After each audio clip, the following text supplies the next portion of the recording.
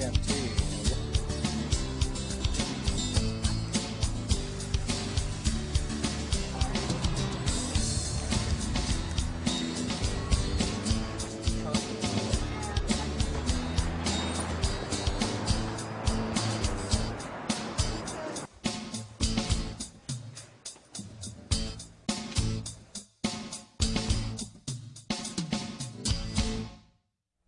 Welcome to Brian Lehrer Live. We're here live every Wednesday night this fall at 7:30. Coming up is Paris Hilton, too hot for Hardee's when they think outside the box. But first, surprise, surprise, Mayor Bloomberg was reelected. But why was his margin of victory only half of what the last poll predicted? And who actually voted for him and who didn't? Pace University has done the only exit poll that we know of that breaks down the vote totals by race, gender, borough, issue, and other demographics. And with me now is Chris Paige, Assistant Director of the Pace Poll, along with Andrea Batista Schlesinger, Executive Director of the Drum Major Institute for Public Policy. Welcome to Brian Lehrer Live. Thanks a lot for joining us. And maybe the best line of the whole campaign, Chris, in terms of media analysis, came in one of the Pace Poll narratives about a week or two ago. Whoever your writer was said, Ferrer is right. There are two New Yorks. The only problem for him is they both want Bloomberg for mayor. Well, thank you for the compliment. That's actually my line. But you are right. The polls did overstate the likely magnitude of Bloomberg's win. I'd like to plug us a little bit by saying our last poll got it almost exactly right. We said 58%. He got 59%. We, of course, underestimated Ferrer's strength, largely because there were a lot of undecideds, and the undecideds, not that unexpectedly, broke towards the challenger. When you have a high-profile incumbent who's spending that much money on his reelection, it's highly probable that an undecided is really someone who hasn't decided how they're going to oppose the incumbent. So we were closer than most people, but the polls did get it wrong. Ferrer had much more residual strength than the polls thought he did. That last poll that you referred to was a Quinnipiac poll on the day before the election, which showed the mayor winning by 38%. I think it was Quinnipiac. In fact, he won by exactly half that, 19%. That was one of the ones that was most wrong, but you're right. There were several others had him plus 30. So. Now, the exit poll data that you released today says, not surprisingly, given the election results, voters overwhelmingly approve of the status quo. And this is such an interesting statistic. An astonishing 70% think the city is headed in the right direction, while only 15% of those who voted think it's off on the wrong track. That is an astonishing thing for any city at any time. Absolutely. You wouldn't have found much better numbers if you'd been polling at the Optimist International. And it really states how difficult it would have been for Ferrer to win this campaign. You know, people are going to criticize him here and there, but he was truly swimming upstream. But there was a big split on that stat between Bloomberg voters and Ferrer voters. Andrea, Bloomberg voters approved of the status quo at an 85% clip, but only 47% of Ferrer voters thought the city is heading on a wrong track. Only 47% of Ferrer voters thought the city is on the right track, which does in a way say that there are two New Yorks. I just want to clarify the question. Did it say, do you support the status quo? Is your question. Generally speaking, do you think things in New York City are headed in the right direction or off on the wrong track? Okay, well, I think those things have different meanings. You know, obviously polling data is difficult, and I think comparing this as a race between optimists and pessimists is an unfair characterization. You know, I think there are people, it is possible to feel optimistic about the city and feel that it's headed in the right direction, but also have real concerns about issues. Unfortunately, real concerns about issues played very little in the press coverage of this race. Let's talk about issues, and I want to show a clip from Freddie Ferrer's concession speech. This will sound like standard political language, but in this case, I think it may actually mean something. Let's watch. I have the dubious distinction of having run against the best finance candidate in the history of American politics.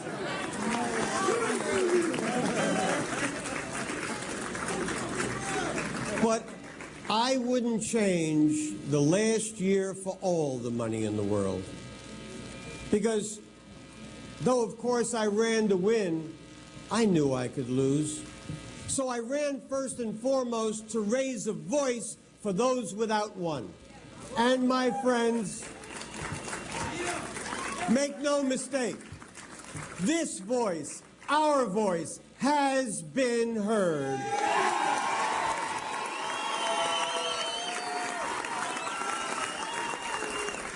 So Freddie Ferrer there saying he ran to raise issues. By the way, you see the phone number on your screen. If you want to call up and react to the results of the mayoral election, you can do so now, 212-251-0801. And Andrea Batista Schlesinger, first by way of full disclosure, Freddie Ferrer was the head of your institute for a while. But one thing I think it's fair to say, even as this degree of lopsidedness in the result is apparent, electoral democracy had an impact on policy during this campaign, because on all of the three major issues that Ferrer focused on, it seems to me, housing, the high schools, and jobs for minorities, Mayor Bloomberg felt compelled during the campaign to announce major new initiatives. So he upped his affordable housing proposal by 100,000 units to match Ferrer's. He announced a new initiative to improve the high schools when Ferrer was hammering on the dropout rate, and he announced a big minority construction jobs program, including new openness in the unions as a result of that. So even in a race that the mayor knew he was going to win, he was forced into more aggressive policy positions on the issues that the challenger was raising. Do you agree? I do agree that those three policy announcements were significant, but my takeaway from this election wasn't that there was a profound connection between discussions of policy and the political arena. For the most part, I think that was because the connection between people and their concerns and the reality of what was happening at a policy level and what each of their plans were really rarely communicated. The primary vehicle was the press. And so why, after 3 years of Mayor Bloomberg touting his 68,000 affordable housing unit plan as a big thing, did he suddenly, a few weeks ago, announce 168,000? Sure, I mean, that's a victory. That's absolutely a victory. And if we had a sustained 11 months of discussion about issues, I think we may wind up, having seen more impact on policy. But the takeaway for me is not the announcement of three policy programs, which Mayor Bloomberg may have already been planning to announce. Rather. The takeaway for me is how are people getting information to be able to make decisions about who to elect and who to re-elect? If press is the primary vehicle that they're relying on, I don't think we're in good shape for an energized and informed electorate. Right. And in fact, as we have said on so many occasions here on this program and during this series, the press has been basically absent. In fact, for our last 5 shows before the election, as some of you know, we monitored the local evening news with the help of students from Baruch College for the series that we've been doing on this show called The Mayoral Race as Seen on TV. And we have the final numbers for you in that right now. We were looking for the number of news stories and commercials on the various local evening newscasts that we monitored. Now, we monitored about 35 newscasts in all in our sample. There were a total of 27 news stories about the mayoral race, though 11 of them were on New York 1 alone, and the other 16 were split between channels 2, 4, 5, 7, 9, and 11. And on those 35 or so newscasts, there were 50 Bloomberg commercials and just 11 Ferrer commercials altogether. So that's the story, Chris Paige, of this campaign as seen on TV, an absent news media and obviously a dominant narrative created by the mayor's wealth. Well, not to rub salt in an open wound, but Ferrer's fundamental failure as a candidate was he never found an issue that was popular with voters, but was something that Michael Bloomberg couldn't adopt as well. As you pointed out, all of his signature issues, Michael Bloomberg cried, "Me too." And it's very hard to win a campaign against an incumbent when you are essentially acting almost as the new Coke. Everybody likes the old Coke, but new Coke will be a little better. That was Ferrer's problem. He was really running as everybody likes Mike Bloomberg, but I'll be a little better. And that's not a marketing campaign that works. And so on an issues level, Andrea, do you think the job now is to hold the mayor's feet to the fire so that at least those things that I mentioned, those policy initiatives that he announced during the campaign, hold his feet to the fire to see that they actually get implemented? Well, I just want to go back to something Chris said, which, his response to your question was to answer from about what a candidate could do to win. And the approach, the reason that I'm here is to think about how do we make a stronger city? And so how do we more effectively advance an agenda that makes fairer and better social and economic policy? So hammering on one issue may have been the right thing to do to get elected.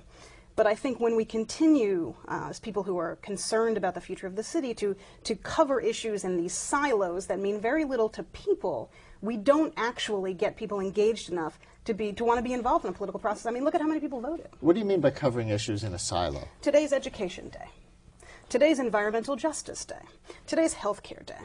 If you talk to my father, a resident of Brooklyn until he just moved on Friday, but lifelong, he's not going to identify with environmental justice as an issue, but he can talk about the quality of his life and certainly how that's impacted. He could talk about the squeeze that he feels as somebody who earns a middle-class living, and he could complain about healthcare, for example, but he's going to do so from the perspective of somebody who's doing all right but feels squeezed. We need to talk to the way in which people feel, not the issues that experts get their degrees in. And so, you know, I think it's effective political strategy to come up with one issue, run on it. But I think the left has just too often reduced ourselves to talking about these issues in ways that people don't get. Let's take a phone call. Doug on Staten Island. You're on Brian Lehrer Live. Hello. Good evening, Brian. How are you? Do we have Doug? Yeah, hello? All right, we'll try to come back to Doug. Chris, she mentioned the low turnout.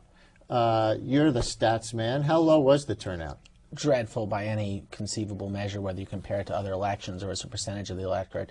And, you know, that's not that surprising when you really think about it. Voting is a habit. Most people either are voters or they're non-voters, and unfortunately, non-voters tend to be minorities, the poor, the undereducated, that sort of thing. So when the election's outcome wasn't in doubt and you didn't have any issues that were really galvanizing people, it became kind of inevitable that low turnout would occur, and low turnout does favor the richer, more conservative candidate. Do you have any other reason for low turnout? I think people are fundamentally disengaged and a bit numb about their connection to policy and politics. And then the question is, what are we going to do about that? Again, I go back to the role of the press. You know, the Drum Major Institute did a study looking at the budget crisis after 9/11. And we looked at press coverage, 4 major papers, and looked at how they had talked about the issue, how they had covered it. What did we find? For the most part, papers talked about this as if it were a political drama. And I think the same thing is true with issues today. It's an inside baseball thing between experts, heads of unions, politicos. It's not a conversation that engages regular people. So, you know, it is an issue. It's not just a failed political strategy. It's also about all of the connections that we rely on to engage regular people. They're not delivering on a substantive conversation. I agree that the media coverage, even in most of the elite media, was pathetic during this campaign. Especially the elite media. It was about horse race polls, and it was about campaign events. This one went to this location today and made this speech or couldn't make that speech. It really did not engage on the issues. Where are the comparisons of their housing policies, their jobs programs, things like that? They were almost entirely missing. However, how broad did the Bloomberg coalition turn out to be among those who actually voted? Well, in his victory speech last night, the mayor had good reason to express pride in that. Tomorrow, the experts will say we won for all sorts of reasons. But let me tell you why right now. It's because of you. Thank you.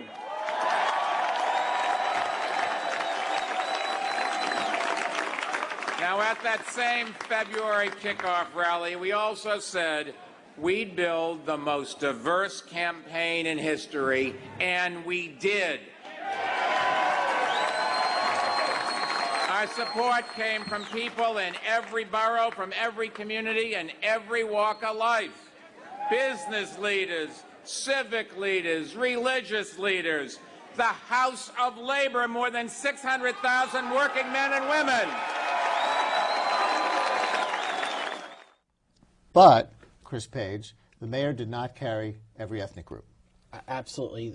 Ferrer managed to hold on to the Bronx. He managed to hold on to African Americans. He managed to hold on to Latinos. He did particularly well with Latinos, getting 2/3 of the vote there. So I'm looking at your numbers. Among African Americans, 53% voted for Ferrer, 46% for Bloomberg. Now, 46% of blacks anywhere voting for a Republican is quite an accomplishment for the Republican. But There were people who thought he would carry African Americans with a majority. There were even people who thought he would carry Latinos with a majority, and Ferrer got 63% of those. You're correct. The polls had suggested that that was one of the sources of overstatement of Bloomberg's strength. And there were polls suggesting, or at least pundits suggesting, that the mayor might even carry the Bronx, which would have been an ultimate humiliation for Fernando Ferrer, the former Bronx Borough president, but that did not come close to happening. Well, as you remember, Ferrer, I know we don't like to talk horse race here, but as you remember, Ferrer spent the last few weeks of the campaign really with a lose with dignity strategy. He went out of his way to focus what resources he had on carrying the Bronx, on carrying Latinos, on carrying African Americans, and it worked. He did spare himself the humiliation that the polls suggested was possible. And one of the things that jumps out at me from your exit poll numbers today is that both of these men were pretty popular, at least pretty popular and approved of among people who voted yesterday. So the mayor's approval rating, you have it as an overwhelming 77%, or at least that's somebody, that's people who hold a strongly or somewhat favorable impression of the mayor. You're right. Ferrer's approve rating or favorable rating was also over 50% and had a good, 7-8 points over his negative rating. Yes. For a lot of candidates, that would be enough to win an election. Absolutely. No, this was not a repudiation of Ferrer. People voted for Bloomberg, and that's what they said. One of the questions we asked is, why did you vote the way you did? And overwhelmingly, the Bloomberg voters said they voted for Bloomberg. It was not, I think only about 10% said they were rejecting Ferrer. Let's see if we can get Doug on Staten Island up now. Hi, Doug. You're on Brian Lehrer Live. Are you there? Good evening, Brian. Can Hi. you hear me now? Yes, I can. Thanks. Okay, very good. I hope I spoke to you last week. I hope you don't cut me off there. I spoke about basically. Don't you know your quota? I'm sorry. Go ahead. Well, no, I thought it was important that New York City now basically tops the big cities as far as it tops the list of poverty-stricken cities. The amount of poor went up from 19% to 20.3%. That translates into a 100,000 increase. Now, I am a struggling middle-class guy, and I see all the supports that I have: health, pensions, things of this nature being pulled out from under me. We have basically a multinational, multi-conglomerate group of people controlling the media. They focus this whole thing as a cosmetic kind of horse race. You know, I think it was John Dewey that once said it's the media's responsibility to interest the public in the public interest. But unfortunately, we have a class of people here all around this country that are malinformed, misinformed, uninformed, and they only see things on TV. Only 11% of people read newspapers these days. And if things aren't focused properly in the media to do their job, not just to write the first pages of history, but to actually monitor the centers of power and to see how this mayor gives hold on a second, don't cut me off. Real quick, though. All right. He gives tax breaks galore to corporations that come in with promises of jobs, and then they are not monitored, they are not accountable, and in a lot of cases what happens is we lose those jobs. Doug, I am gonna leave it there because you've been on for a while and we need to get a response. It's a great line from Dewey, if that's who it was, about the job of the media being to interest the public in the public interest. So Andrea Batista Schlesinger, as someone who works for a think tank that focuses solely on the issues, how do you think we interest the public in the issues going forward into the second Bloomberg administration? I think some of it is the responsibility of progressives and people who are out there fighting for, fair and equitable economic and social policy. I mean, I was looking, for example, at your 30 issues in 30 days and some of the guests that you had on. And a fair number of them were reporters, but some of them were also elected officials. And when I think about those elected officials and taking up spots talking about healthcare and education, then I think about the organizers and activists and the people who are actually impacted those policies that could have been so much more potent spokespeople for what people in communities are actually feeling and experiencing and the challenges that they're facing. We need to change who our messengers are. And I think that's the first step, is for the left to be a little bit more disciplined instead of everyone loving an opportunity at the mic, to think about who are the people that are really going to engage others in the discussion. Our fellows, for example, as an institute, and I don't say this as a plug, but I think it's the direction we need to go in. They're not ivory tower folks. They're activists and organizers, and they do that full time, and we give them the resources to weigh in, write op-eds and the like. I think that's the direction we need to go in, is to look at the people who are proven organizers, who have demonstrable experience in engaging people that are normally not involved in the political process to be involved, and look to them to lead the conversation. It's a fair point. Why don't we finish up with you just telling the viewers about a forum that you're organizing on the election for next week? Great, thank you. We along with the Politicker, which is a popular political blog, and the Gotham Gazette, one of the great sources of information about issues in the city and in the election. We're sponsoring a forum to look at the media coverage in the '05 elections, not just the mayoral, but elections generally. For more information, you can check out our site, drummajerinstitute.org. Andrew Batista Schlesinger Thank you. and Chris Paige, thank you both very much. Coming up, media watcher Douglas Ruskoff on why it may be time once again to think inside the box. This is Brian Lehrer Live. Prominent professors, outstanding students, illustrious alumni, all on the Emmy-nominated magazine show about CUNY. Hi, I'm Nora. Join us this Sunday when we'll bring you the stories about people and programs that make CUNY a place where you study with the best.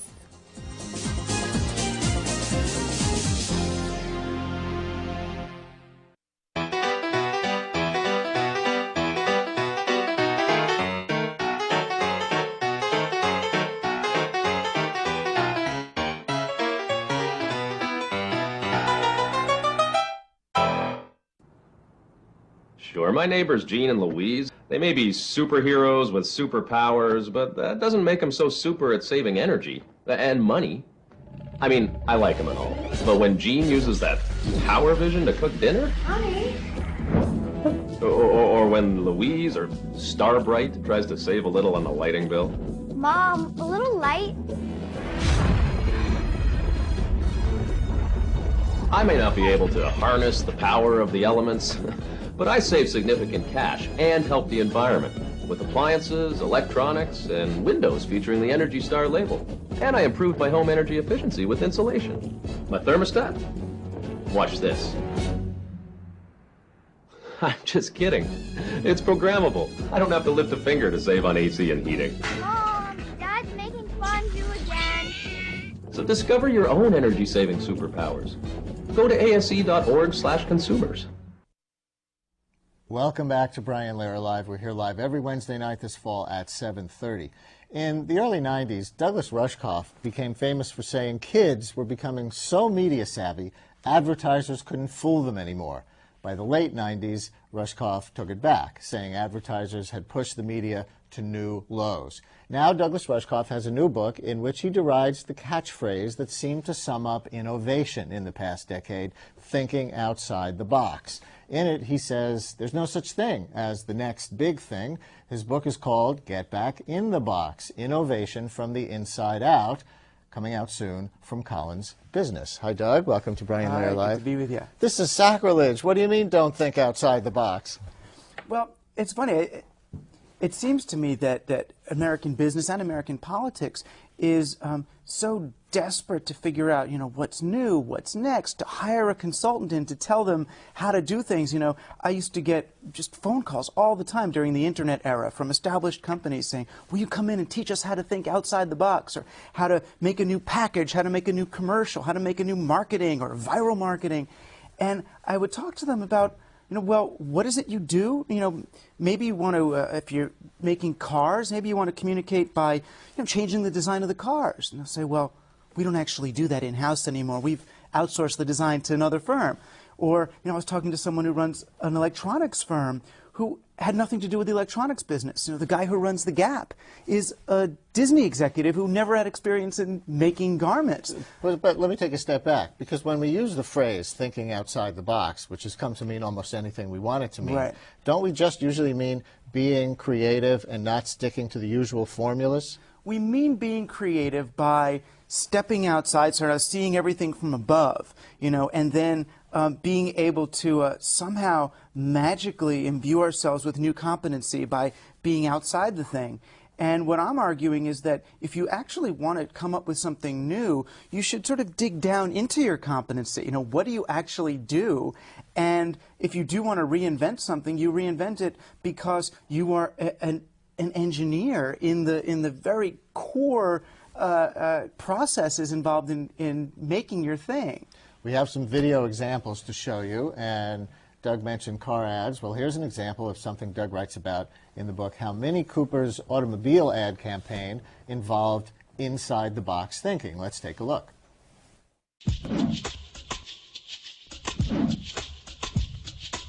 Break it up.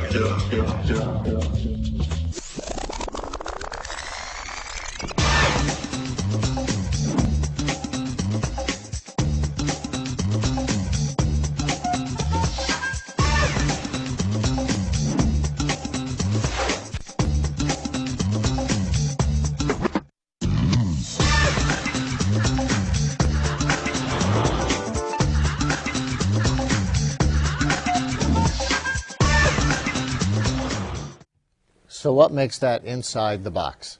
Well, it's interesting. I mean, one of the main things I look at in the book is the idea that we are living in a Renaissance today. And I kind of compare the Renaissance today with the Renaissance that happened 400 years ago. And the one that happened 400 years ago was a great thing, but it kind of it led to a lot of fragmentation and alienation and isolation. We got all our separate disciplines, and it led all the way up right through the Industrial Age and Fordism, where everybody has their own little job, but no one really knows how the whole thing is done. No one really knows how a car is put together because everyone has their own little pieces of it.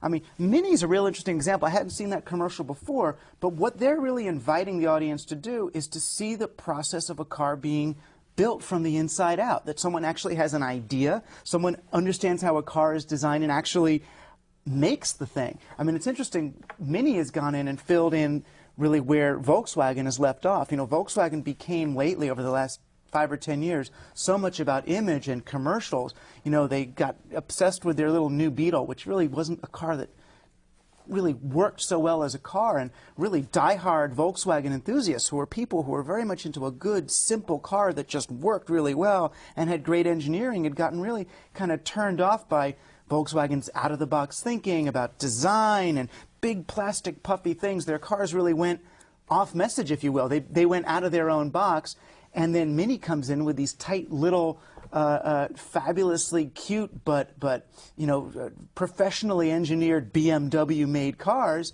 and they went right in and filled in.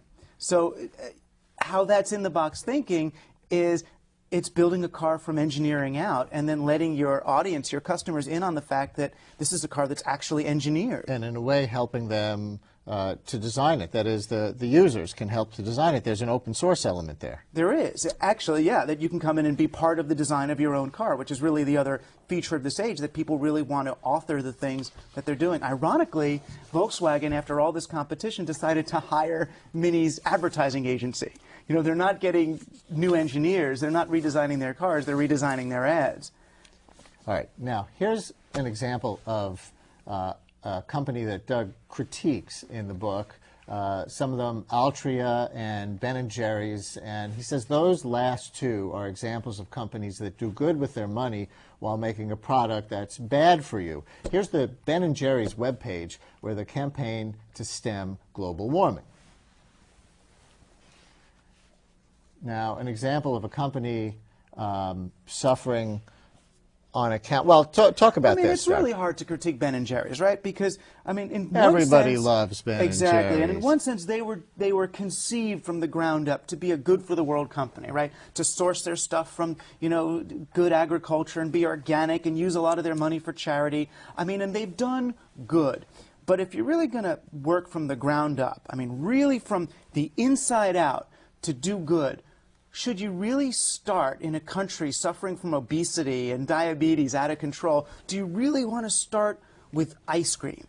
In other words, what's really different from making ice cream and then doing great things with the money, or Philip Morris or Altria making cigarettes and then building museums and sponsoring PBS shows and doing great things with their money? Do you want to put ice cream in the same category as cigarettes, though? I mean, I actually interviewed Ben & Jerry once, and I asked them exactly this question. And see if we think alike. Ben Cohen said to me, "We don't suggest that people eat our ice cream for breakfast, lunch, and dinner, just 2 meals a day," which was his funny way of saying, look, it's a dessert, it's a treat, it's a snack, it's something that we shouldn't outlaw, but we should use in a judicious way. Yeah, but if you're starting out from day one thinking, how can I make the world a better place? Isn't it more efficient to actually answer a human need in a healthy and positive way to begin with your product, rather than compensating for the product with doing something nice with the money. In other words, there are actually human needs out there. There are a lot of malnourished people. There are a lot of people who need homes. There are a lot of people who need better communication, better education. There's so many goods and services we could create that actually address human need that I think the equation for having a values-driven business is much simpler than we're making it out to be. So taking the money from a product that's bad for you and using it for good is outside the box. If they just made a product that was good for you, that would be inside the box. It'd certainly be, if we want to use that, that rationale, yeah. If you're really going to start thinking what my core competence is, what my core value is, what I want to do when I get up in the morning is make the world a better place, then the most direct way to do that is by creating a product or doing a service that answers a genuine human need rather than some kind of backwards roundabout way to get there. Well, here's an example of a company suffering on account of their out-of-the-box thinking. It involves Paris Hilton, and here's an ad she did for Hardee's hamburgers.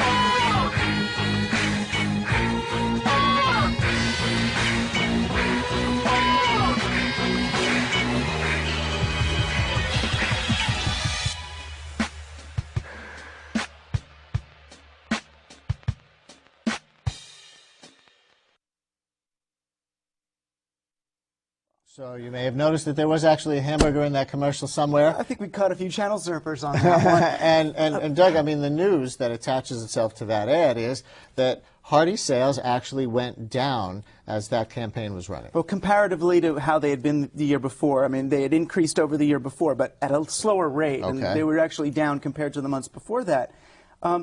But because this ad itself was so popular with teenage boys, Hardee's and Carl's have switched their entire online media campaign to, you know, this kind of stuff, to actually trying to attract young men to their website. So they're doing more of that, even though their growth rate as a product dispenser of hamburgers. Well, this is exactly, and this is classic out-of-the-box thinking. This is we're going to have a great campaign. We're going to get a lot of viral marketing, and all these young guys are going to pass around our videos online.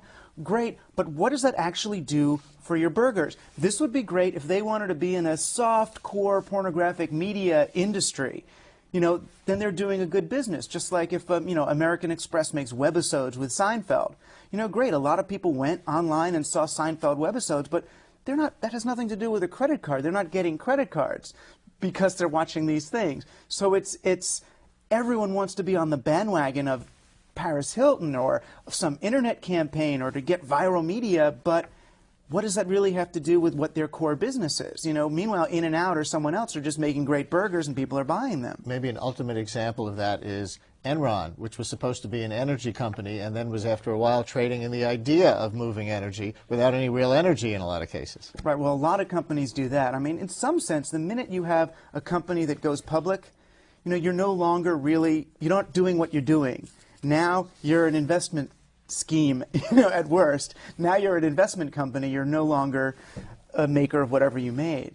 Fluvog is an example of a company that uses an open source, you contribute business model in an unlikely area, footwear. Here's a picture of one of their shoes from their website. Doug, talk about this as it's up. Well, it's interesting. I mean, the ultimate implication of in-the-box thinking, in other words, if you really are going to trust your core competency, then you know what you do so well that you're not really afraid of the competition, and better, you're not afraid of your customers. So what Fluvog does, he's a shoe designer, he invites his customers to come up with shoe designs, to post them up on the site, and then if he likes them, he might make adjustments and then put them out as a shoe.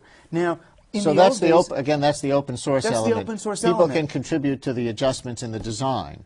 well, and make the design. Yes. They actually, and then they get their name on the shoe, and they're publicized as the person who made that shoe. And he doesn't experience that as any threat to his authority as a shoe designer. You know, he's confident enough in what he does. He understands shoe design enough from the ground up, and he welcomes in his customer base not just as outside target markets that he needs to manipulate, but as members of his shoemaking community. It's a great idea. And let's put up one more slide that we have of another shoe that some webpage that some person, you know, designed, and then Fluvog ends up putting out as a shoe. You've been a commentator on media for well over a decade. You also do the lecture circuit for corporations. You're a consultant to corporations. So are you coming at this from a here's how you succeed at business perspective, or are you commenting on our culture? Or both? I'm doing a bait and switch where I'm telling companies, hey, buy this book and you'll succeed as a business. And what I'm actually communicating to them is that they should go about business in a much more direct way. That what I've been saying all along is that our media space is an ecology. You can't put a message in it without changing the system itself. And right now it feels really polluted with a lot of really nutty messaging that is confusing people, is not really sharing any genuine information about products, about candidates, about anything that we really need to know about. And that if a company is actually proud of what it makes, if it understands what it makes, if a politician understands his own abilities, these people can actually just say what they do and do it well, and they will, I believe they'll succeed a lot better right now. Let's take a phone call for you. Jack in Manhattan, you're on Brian Lehrer Live with Douglas Ruskoff. Hello. Yes, I want to talk about charity and rich corporations, Bill Gates in particular. He claims to have a big heart for charity, but I want to ask you, how many school kids in America are without computers in their homes right now as we speak? Well, I'm sure lots of school kids, but Doug, does it relate to the topic of your book? It does and it doesn't. I mean, I would argue that Bill Gates, misguided or not, understands computers from the inside out, and that his people do, and that he genuinely believes that the products he's making do make the world a better place.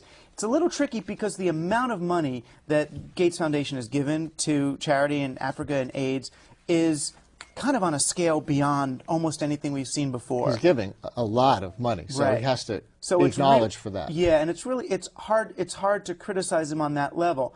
On the other hand, I do see the point that if this man is the man who is using technology to make his business, that he could at this point focus really on, rather than how can Microsoft maintain a monopoly over operating systems, he could look at how could the computer be turned towards the global good, and he might get something more efficiently done. You talk about the concept of do-it-yourself culture. What do you mean by that? Well, I think that just as the last Renaissance was really about people developing perspective, you know, we had perspective painting in the printing press, it was about everyone being able to interpret things for themselves, and it led all the way through our current era and postmodernism and all the snarkiness of The Simpsons and everybody having a cynical view of things. I think this Renaissance is less about people interpreting things than it is about people authoring things, people actually creating things, that we're no longer content to just listen. You know, we've got our Macintoshes and our not just our iTunes, but our GarageBand where we can make music. We've got our iVideo where we can make videos. We've got blogs. People are expressing themselves. And I don't think this is just some East Coast cultural, creative, elitist thing that we're the special creative people. This is a great, I mean, this is a red state phenomenon as well. Everybody is busy, whether they're homeschooling or doing crafts or buying Martha Stewart books. Everybody is involved in creating themselves. And I think that's actually a positive step for culture. Now, this relates to another ad, this time for Home Depot, and it uses NASCAR stars. Let's take a look.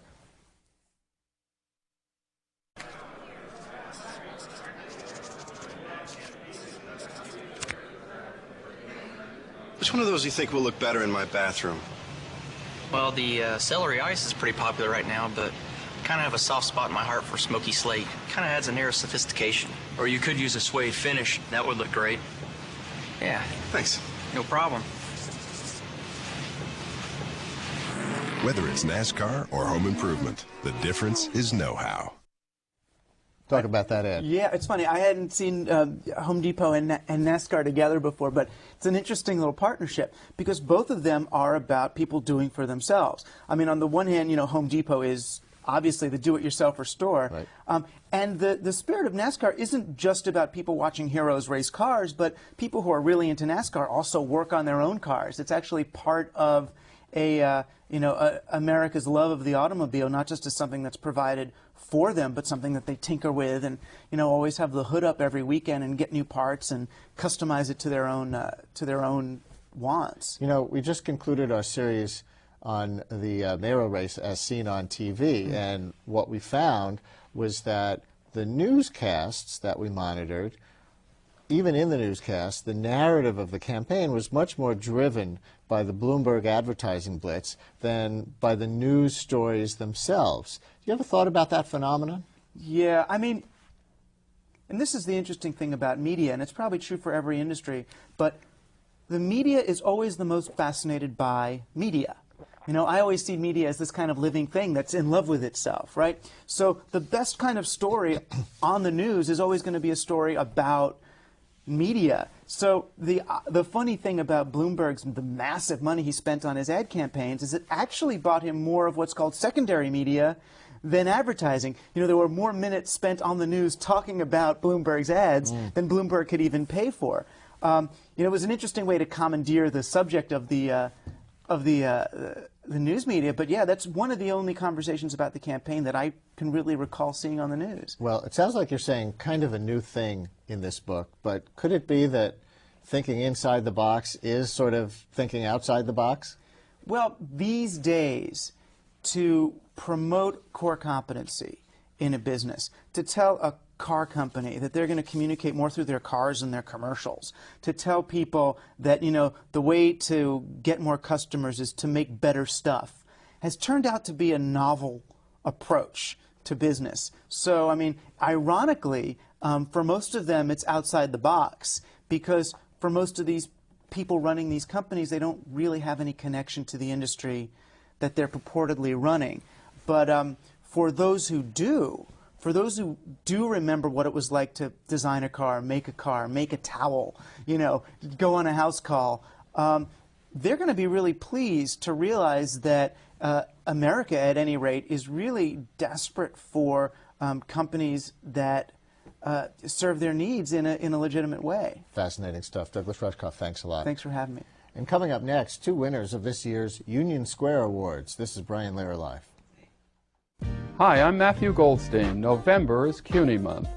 New Yorkers are choosing CUNY colleges in record numbers. We have a world-class faculty and state-of-the-art facilities, and our students continue to win the highest awards and honors. Reach for the stars during CUNY month.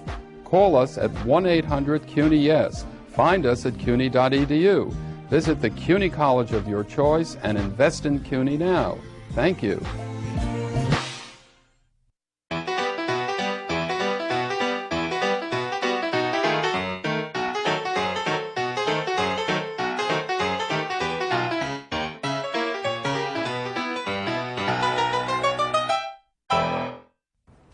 Hello. Yes. Can I ask a few questions about the apartment on Park Street? What was your name? My name is Juan Hernandez. It's been rented. Oh, it's gone. Hello, my name is Sanjay Kumar. I am calling about the apartment on Park Street. It's not available. Not available? Hello, my name is Tyrone Washington. I'm calling about the apartment on Park Street. Just been rented. Hello, I am Chen Ling. My name is Khalid bin Ali. I'm Tuan Vo. Hello, my name is Moshe Goldberg. I use a wheelchair. It's gone. Not available. All right. Thank you. Yes, hello, my name is Graham Wellington. I'm calling about the apartment for rent on Park Street. Is that still available? Yes, it is. What is? Yes. Really? Housing discrimination is illegal. If you think you've been a victim because of your race, color, national origin, sex, religion, disability, or family status, call us. Fair housing. It's not an option. It's the law. This is Brian Lehrer Live. We're here live every Wednesday night this fall at 7:30. Now, two winners of this year's Union Square Awards for activists in New York City. Dr. Nora Alarifi Pharaon from Tamkeen, the Center for Arab American Empowerment, and Rosa Bramble from Voces Latinas, working to prevent the spread of HIV among Latinas in New York. Congratulations on your awards, and welcome to Brian Lehrer Live. You know, I think your groups have a couple of very important things in common that I want to begin with. You offer mental health services to communities with limited experience with psychology or social work, and you try to sensitize health providers to the cultural context of Arab Americans or of Latinas. So, Dr. Pharaon, let me begin with you, and give me a little bit of an overview, because I think a lot of our viewers don't know, of the communities that you deal with. How many Arab Americans are there in this city, for example, and where in the Arab world do they tend to come from? We have about, I mean, the census kind of differs because of lack of, Arab people as a separate category, but the numbers are anywhere between 200,000 to 400,000 in New York State. And the estimate is about 200 of them is in New York City. Most of them come from Lebanon, Syria, Egypt, and Palestine. And we also have members of the committee coming from Yemen and some other Arab countries. Are they overwhelmingly Muslim? The new immigrants are overwhelmingly Muslims, but the older immigrants who came back in the 1900s and the 20th century were mostly Christians. And what kind of mental health services do you find that they're most in need of? I think typically the run of the mill in terms of mental health needs, whatever the human condition suffers from in terms of depression, anxiety. But I think the needs have become much more dire since September 11 due to the backlash, and so we see a lot of depression, we see a lot of anxieties, traumas. And those seem to be a little bit more prominent. One of the things that you do, I understand, is conduct focus groups to discover people's attitudes toward mental health services. What kind of attitudes do you come up with, and do they present barriers to getting mental health care? Well, typically, mental health is new for the Arab community and the Arab American community in particular. And, typically because the family is a very strong, entity in the Arab culture, when people have problems, they go back to their families or to their religious leaders asking for help. And so mental health professionals are not really the first line of defense. And so do you find a suspicion of mental health providers because they're either seen as authorities or secular or American or whatever? I think mental health providers are known as doctors, and there's a lot of respect for doctors, and so people, expect doctors to know it all. So there is a lot of somatization that they present. Somatization, bodily expressions, physical expressions of their mental problems. Exactly, of depression. So they have neck ache, back ache, stomach ache, and they're all symptoms, could be symptoms of depression. Rosa Bramble, how big is the HIV problem among Latinas in New York City? It's extremely large. The numbers are very huge. Considering that an epidemic that has been continuous for the past 20 years, the epidemic is affecting women of color and Latina in a disproportionate manner. And so we are finding that as immigrant women come here, they learn that they are HIV positive sometimes either through getting their residency or applying for residency or just going to get a prenatal exam. And what is happening is that oftentimes they do not perceive themselves as being at risk for the illness. How do they tend to get infected? They tend to get infected. Right now, what we're finding is that the heterosexual transmission is becoming increasingly the mode of transmission, the largest mode of transmission among women. So most of our women are do not have a history of substance abuse. And it is primarily through heterosexual. Sleeping with male drug users? With males who are using needles? No, primarily men who are not also substance abusers. So what we find within the culture, what we're finding is that there are men who may have sex with other men or with women, unprotected sex, and then they do not also consider themselves at risk and go ahead and transmit the illness. Same question I asked Dr. Pharaon. Do you find the people you work with resistant for any reason to mental health providers and mental health services, in addition to physical health services? Well, the largest barrier to treatment and access to treatment is really the stigma that surrounds HIV. And with that, we find that many women will not either go and get tested or will go to another hospital. For example, if they go to another, if they live in one community, for example, they go to another borough to access services. And a lot of it has to do because of the stigma that surrounds it. There's not enough information that's out there for them in their language. And what we're trying to do in Las Voces is really providing this information in the language, their native language, and that really makes an impact for the women. Dr. Pharaon, your group conducts workshops to train mental health professionals in the values of Arab culture. So let's say I'm a mental health provider. Start to train me. Where do you start? Well, I think cultural competence is a basic thing in order to be effective as a mental health provider. So we talk about the stigma about mental health, the kinds of things that you need to demonstrate. For example, if you're meeting somebody for the first time, you don't expect them to have constant eye contact like we're doing now. Eye contact is something that is not really valued in the Arab culture. If you're meeting a Muslim woman who's probably wearing a hijab, you might expect not to shake hands with her, and you have to kind of be aware of all these intrinsic things to the culture. What does the eye contact signify? Is it too intrusive? Well, it's intrusive and it may show lack of respect, contrary to, I think, what is in the Western culture, where eye contact is a sign of respect.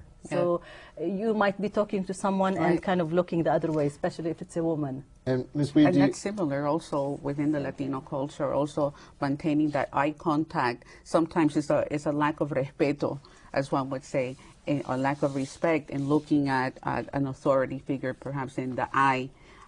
So that part of the trainings that we also do, even to providers, is really to sensitize to the needs that women have. And even the workshops that we provide to the women is really helping them bridge the two cultures. And we do that through different types of trainings and the communication of learning their rights as women.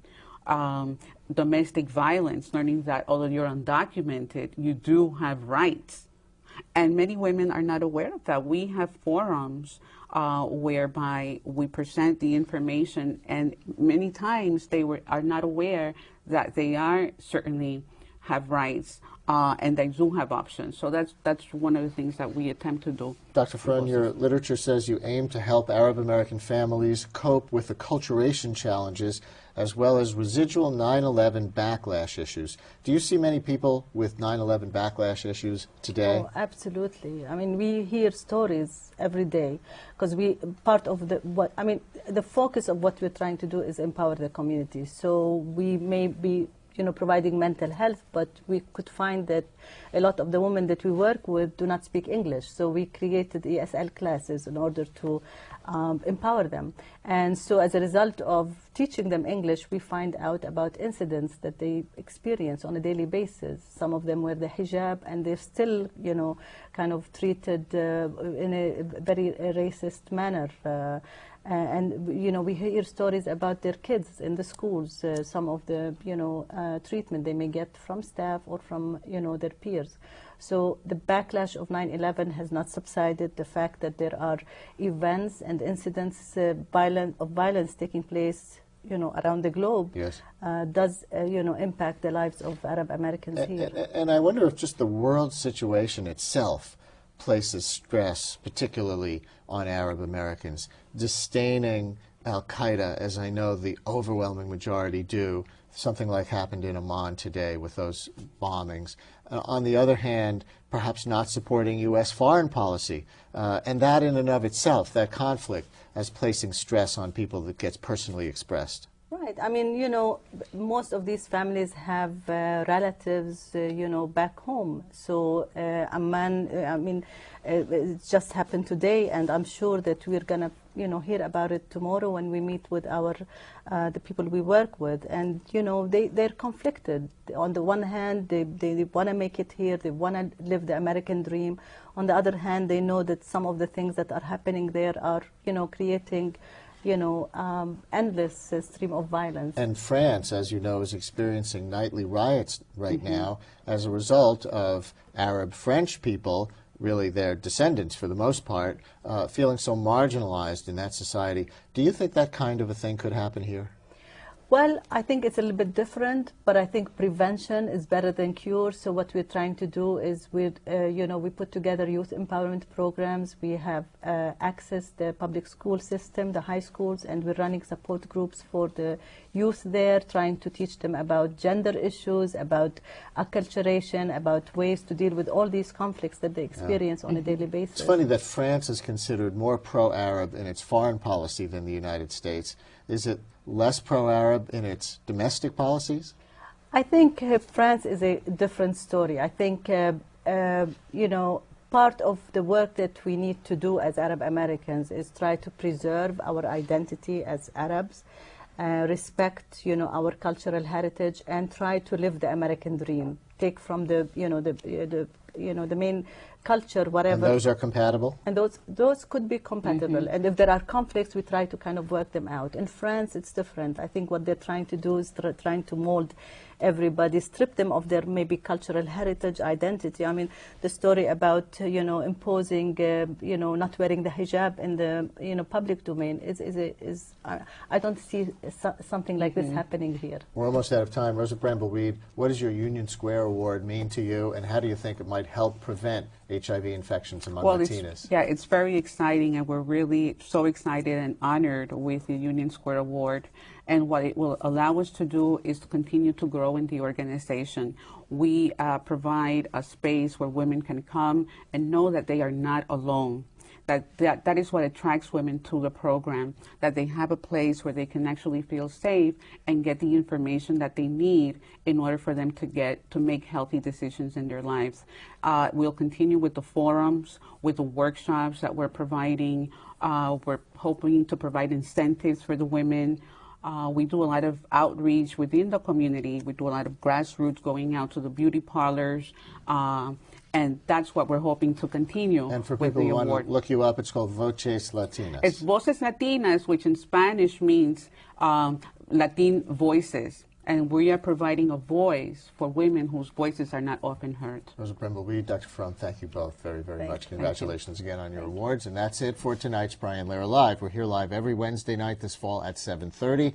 Next week, Google's ambitious project to create a virtual card catalog for every book in every language. Great resource or a monopoly on knowledge. Meanwhile, check out my radio show weekday mornings at 10 on WNYC New York Public Radio. That's at AM 820 and 93.9 FM. Tomorrow morning, the Iraq War in 100 Years of Context. Have a great night.